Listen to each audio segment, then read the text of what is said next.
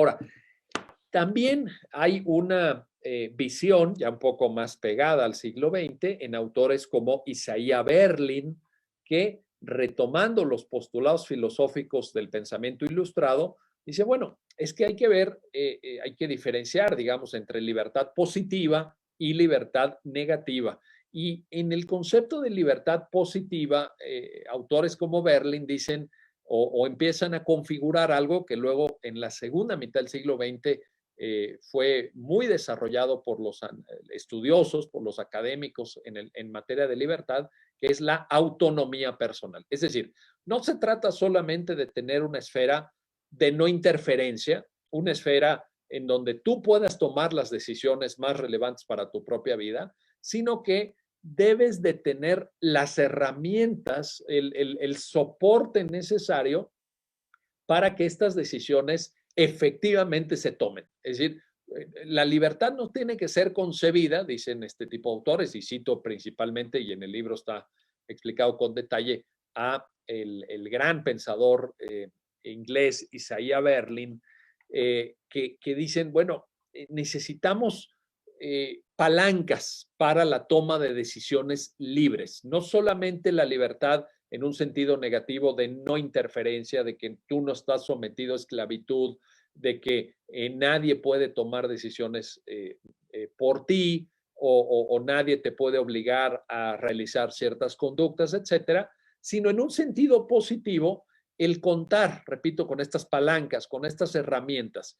¿Y cómo se logra eso? Bueno, pues aquí es donde entra un concepto pues que todos conocemos que tiene que ver con la unidad conceptual de los derechos humanos. Es decir, no nos basta con que los ordenamientos jurídicos reconozcan nuestras libertades, sino que tenemos que acompañar estas libertades para que sean reales, para que puedan ser efectivas de los llamados derechos económicos, sociales, culturales y ambientales. Es decir, si queremos tomar buenas decisiones, decisiones libres que realmente lleven al máximo el ejercicio de nuestra autonomía personal, ¿qué necesitamos? Necesitamos información, necesitamos formación, necesitamos educación, necesitamos posibilidades reales.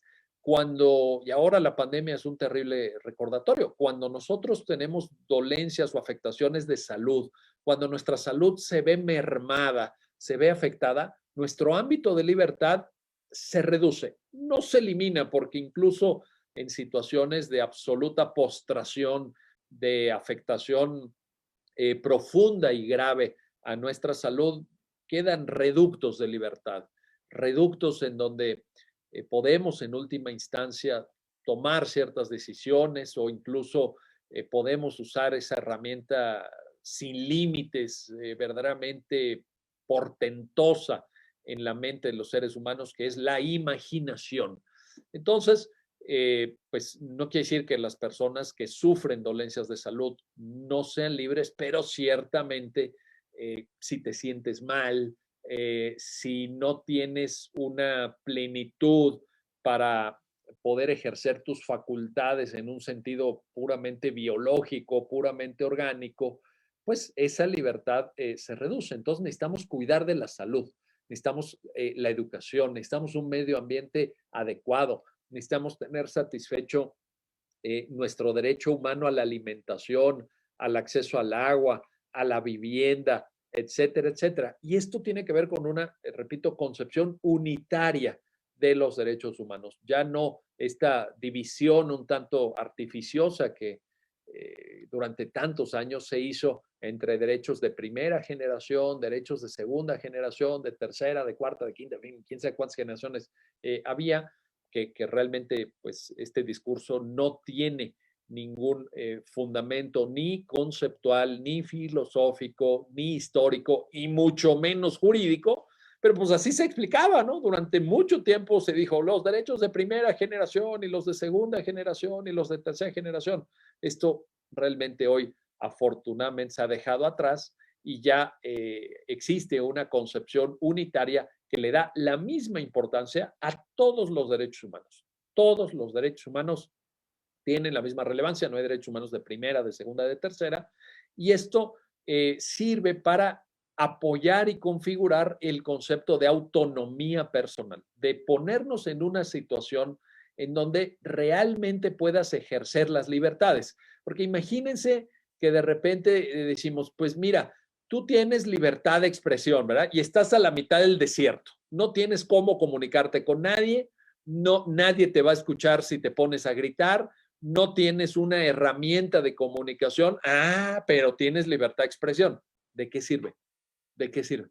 O imagínense que decimos, no, pues tú tienes libertad de tránsito, tú tienes libertad de circular por cualquier parte del territorio nacional, pero no tienes los medios para llegarte de un medio de transporte, no cuentas con los recursos o con la accesibilidad, en caso de personas con discapacidad, por ejemplo, la accesibilidad física, etcétera, para transportarte de un lugar a otro de la República. Entonces, ¿de qué te sirve que te digan, pues tienes libertad de tránsito, tienes libertad de circulación? ¿Qué necesitas? Herramientas para ejercer eso. Necesitas la posibilidad real de ejercicio de esas libertades. Entonces, esto es muy, muy importante.